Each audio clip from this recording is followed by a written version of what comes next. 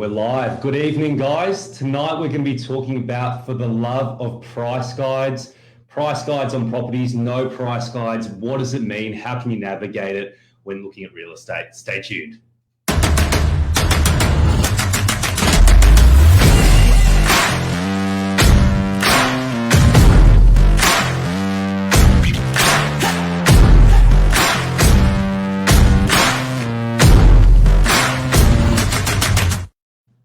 Good evening. Michael, how are you? Good to see you. Feeling good, ready to go tonight. That's good. So interesting topic tonight. We'll jump straight into it. Yes. Obviously price guides. What do they mean? Why do some properties have them?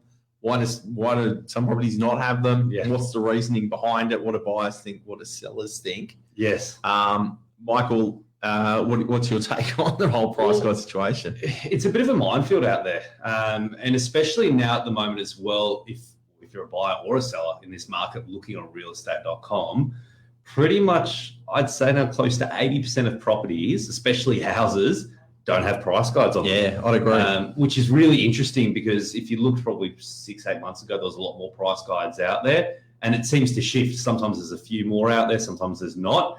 But I think sometimes it can be frustrating when you're on the outside looking in as a buyer or even as a prospective seller wanting to see what properties are roughly guiding the area. Yep. When there's just no information online. Yeah. Well, we're going to try to break it down into two categories. One is from a selling perspective, and one is if you're a buyer, what we can do to try to help you as a buyer to understand this. But Michael, really, I guess the main question is, why would a seller not choose to have a price guide on a property? Yeah. So a seller, probably the best example of it is when it's a super, super unique property. Yeah. So let's say you've got a house, a clifftop house on DY Headland or something like that, where there's just not many that come up for sale. You can't really compare apples for apples. There hasn't been many properties selling recently.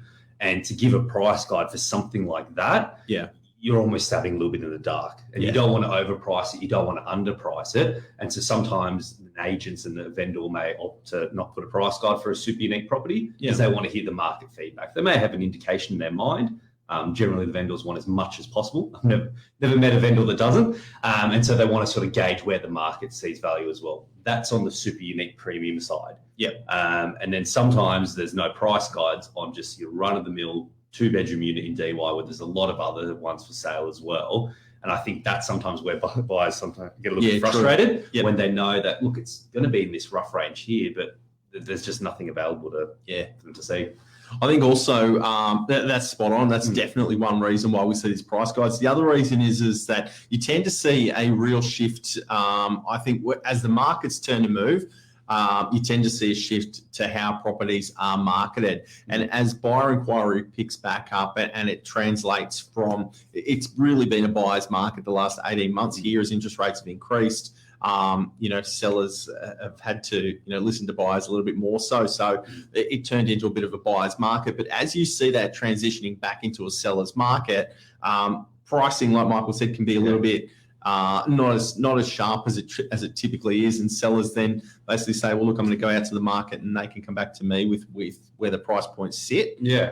So I tend to see a lot of price guides coming to market when the market is picking up in price. Yeah. Which is kind of what we've seen a little bit of recently as well. Well, this is the thing. I think when there's the biggest shifts going on in the market, that's when the least amount of price guides are there. Yep. So when your pricing has been relatively the same for the past couple of months, that's probably when you see the most amount of price guides.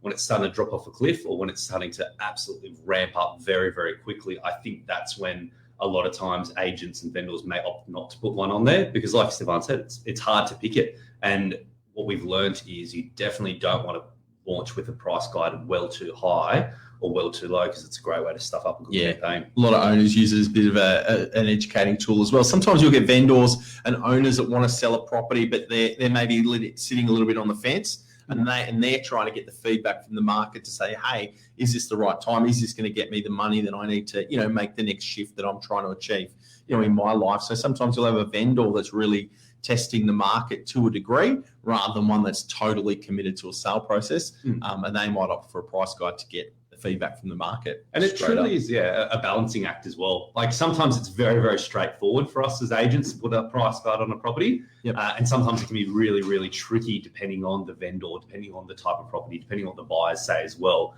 and to line it up to make, I guess, everyone happy is not always so easy. So that's also, I guess, part of the rationale behind it in terms of sometimes why you might not launch with a guide. Yep.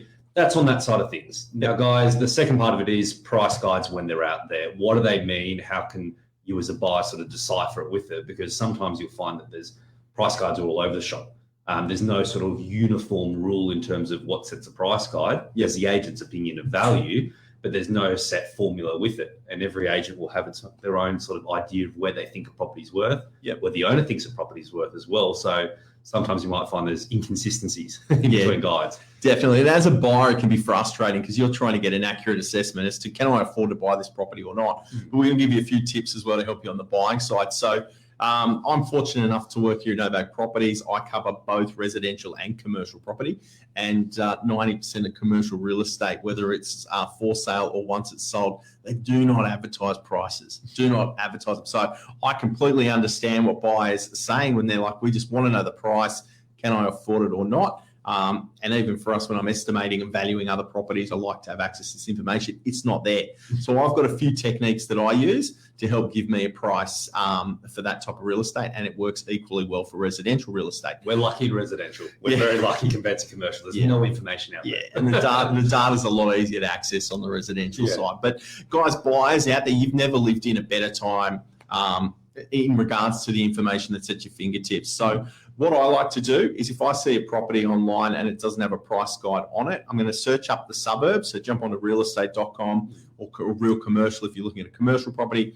Punch in the suburb. I'm going to use DY as an example. DY, I'm looking for a 2-bedroom apartment, 2 bathrooms, and I want to seek the market out. Bang, something comes up and I love it. But there's a price guide.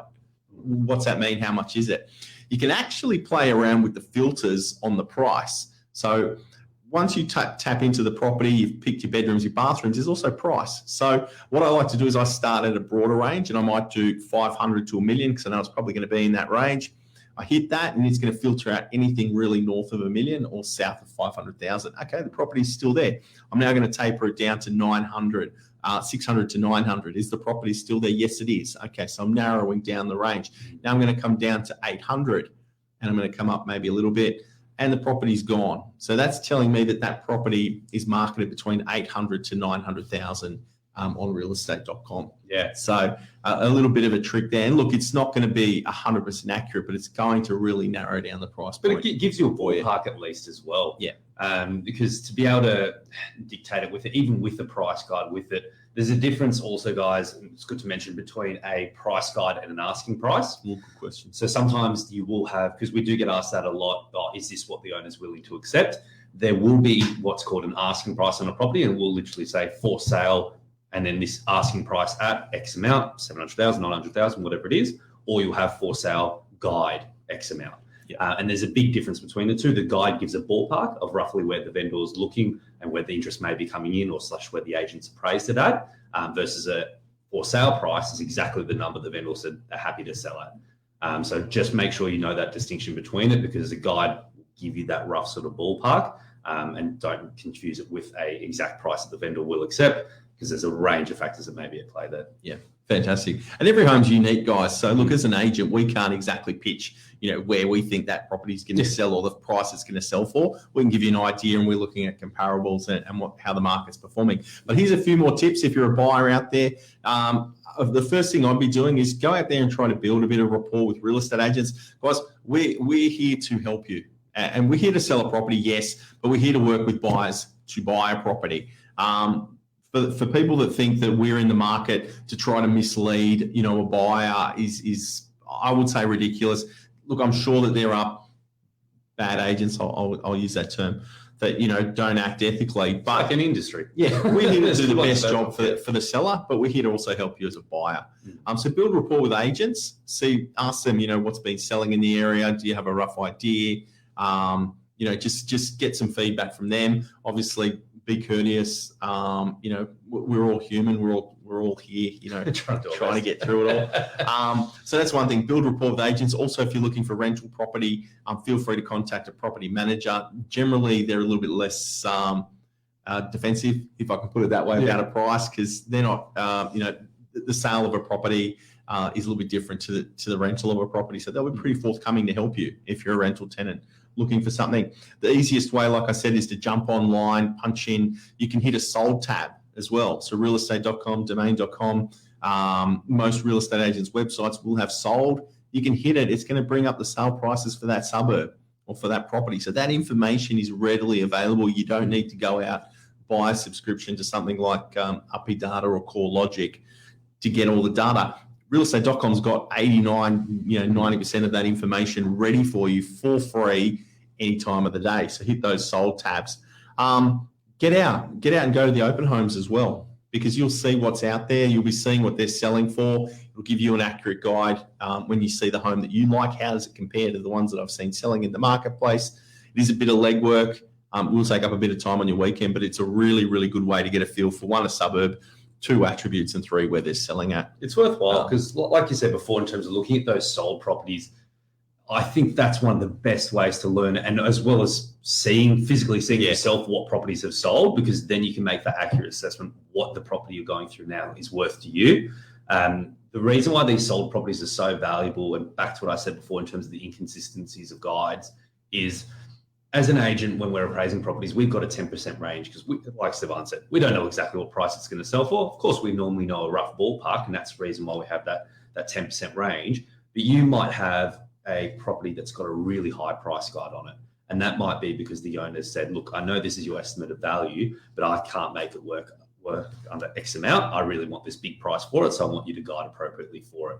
And you as a buyer go, well, why are they guiding that much for it? It seems to be really, really high. And then there's another agent down the street that's guiding a lot less for a similar property. The situation for another property might be a vendor's come to market, they need to sell, they can't afford to hold on to the property, they can't risk putting up a higher price guide and then the property not selling and having to adjust the price. They need it done within the next couple of weeks. So they go, look, we want to be a bit more conservative with our price guide, and we just want to make sure it's gone. Chances are both those properties are probably going to sell for a similar amount. But because of the vendor situations, they've opted to go for different strategies behind it based off their personal situation. And it's their prerogative to do so. But you as a buyer, it's great because when you look in those sold properties, you can start to decipher around the guides whether it's going to go above the guide, below the guide, because you know what else is selling. Yeah. And the market sort of dictates that way anyway. And in that way, at least you're not going to get caught short, because the last thing you want to do, like Stefan said, is go through a property and it's got a particular guide and it turns out it goes well above your budget, or it sells well cheaper and you go, I wasn't even looking at it. I didn't think it was going to sell that cheap. Yeah. So get out, do the legwork. Unfortunately, it takes a bit of time, but it's a bit of fun on a Saturday. The other thing is jump out to auctions as well. Auctions are the most transparent way to buy real estate. You can see exactly where the level of competition is. You can see how many bidders there are. You can see how fierce the bidding is. And if a property does sell under auction, you get to see what the sale price is straight away in real time. Yeah. So a really, really good way of assessing price is the auction strategy. The other one is that, look, if you really, really don't want to do any of that, you can pay a professional, and there are buyers agents in the real estate space that will do exactly that. They will buy real estate. Their job is to professionally go out and assess real estate values and help you with that buying process. So that's kind of right at the end if you want to go that way. There's professional services that do that as well. They definitely have their place as well. For some people, you don't need a buyer's agent. For other people that might be time poor or just not have the expertise with it yourself, or just don't want to go through the hassle of it, of course, those services are available. Yeah. But essentially, that's kind of a few tips to if you're a buyer and you want to get in there. But I guess to really summarise, there could be many factors driven behind why there is a guide or not a guide on a property, whether it's the owner learning a price, whether it's they need a quick sale, whether it's a unique property. But the market will find where it is, and the best way as a buyer to find the market is get out there and do a bit of legwork and jump on those websites. Correct, because the biggest question we get asked is, what's the owner willing to accept? What's their bottom line? Anyone that's been out there that sold a property knows that when you're selling a property, of course, you've got a figure in your head that you'd like to sell it for, but of course you want as much as possible. And so for us to say this is the direct price that an owner is going to sell for generally is a very risky thing for an agent to say, in terms of sometimes the owner might change their mind. Sometimes someone might offer above. Happens more than you think. Yeah, correct. People are fickle. People change their minds. Yeah. And it's really hard because as the agent, you say, yeah, they'll sell for that price. And then the next day the owner goes, no, I want this price now. It's their prerogative to do so. If they haven't signed anything committed, they can do it. It's not great, but they can do it. Yep. And then you're sort of stuck between a rock and a hard place. Or an owner just might go, look, I don't know what I want for the property yet. I want as much as possible. I want to see what people are willing to offer, and I'll go from there. And so that's the thing as well. So there's so many factors at play, and hopefully we've sort of helped dig into it a little bit for you guys to see that it's not just a straightforward, this is the price. It's that simple. There's all these other factors at play. There's the owners, there's the type of property. So it is, like I said at the beginning, a bit of a minefield, but hopefully that sort of helps you decipher it a little bit as well. That's it. Guys, as always, we're always available, Novak Properties. Michael, myself, the team, for any of your property questions, whether it's residential sales, rentals, commercial. You don't have to be on the beaches. If you've got questions, you can contact us anytime. We'd love to help you guys. And our goal is to try to help everyone get into a home or the right property for them. That's the thing. And that's why we're here tonight doing it. We're not trying to sell you anything. We're not, like everyone thinks in the real estate and all they care about is just selling the properties. This is literally out there for free. We're just trying to help give people information because we know what it's like to be on the other side of it as well. It's not an easy thing. So hopefully it helps. Thanks, guys. Thanks, guys. Thanks for joining us, Michael. Thank you. Cheers. Cheers.